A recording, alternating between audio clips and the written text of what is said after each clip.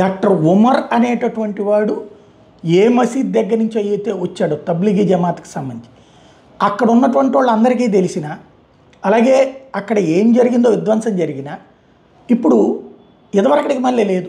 Media డ్రామాలు ఆడుతుంటే దాన్ని అంగీకరించే పరిస్థితుల్లో లేదు. అక్కడున్న ముస్లింలని అడిగారు, ఉమర్ తెలుసా మీకు, ఇట్లా మీ దగ్గరికి వచ్చాడంటే మా దగ్గరికి వచ్చాడని సాక్ష్యాలు ఏంటి పట్టురా, వాళ్ళ దగ్గర ఇట్లా పేలుడు పదార్థాలు అంటే అతనియేనని దానికి సాక్ష్యాలు ఏంటి పట్టురా, ఇది ఎందుకు మాట్లాడడం, దానివల్ల ఎవరు కొరుగుతుంది అంటే తీవ్రవాదులు మీరు నెత్తినేసుకుని వస్తున్నారన్నటువంటి ఫీలింగ్ రాదా? తాజాగా ఇవే వైరల్ అవుతున్నటువంటి అంశాలు. तो आप दिखाओ ना, हर चीज का सबूत ही देना जरूरी होता है या कभी कभी कह भी देते हैं कि वो साला हरामी है। बिल्कुल वही, तो उसमें ये नहीं है कि ये कह जाओ कि मुसलमान था ये कहो कि उसका कोई आपका कोई धर्म नहीं होता। तो आप तमीज से बात करिए, मैं आपको आप कर रहा हूँ, ठीक है ना? आपको अच्छा भाईजान मान लीजिए जो उमर ने लाल किला में यहाँ पे कर देता फिर क्या होता सर?